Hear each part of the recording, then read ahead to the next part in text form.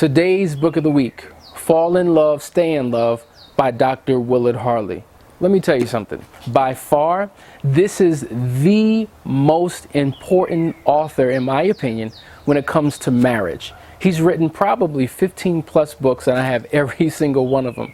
I mean, literally, I've read them and applied so many principles to my marriage, and I use these same principles when I'm counseling other couples as well.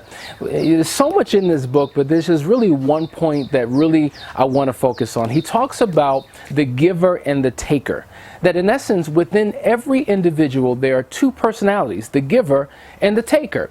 Now, the giver is that expression of your personality that comes out at the very beginning of a relationship.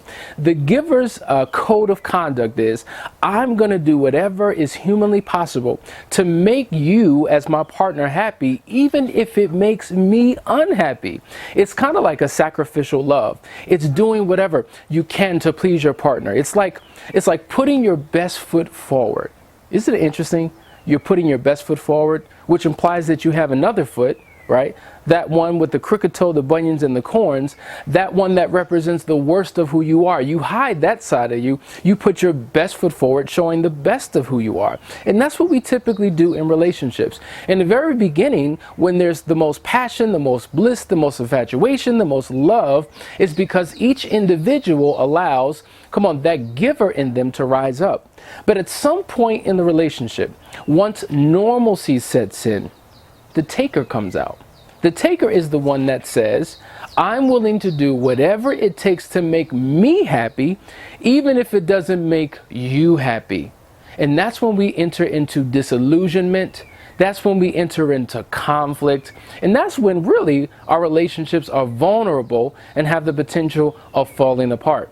And so if you have both personalities within you, you've got to learn how to properly balance the two. Because sometimes you can give too much and sometimes you can take too much. So it's about finding the perfect balance in the perfect situation. Now, this is a philosophy called the law of reciprocal altruism. Okay? Reciprocity means I do for you, you do for me. And so from this perspective, it's when an organism will contribute to the health of another organism, even if it means the loss of its own health. And it's doing it because the expectation is that in return, the other organism will do the same for them. That is reciprocal.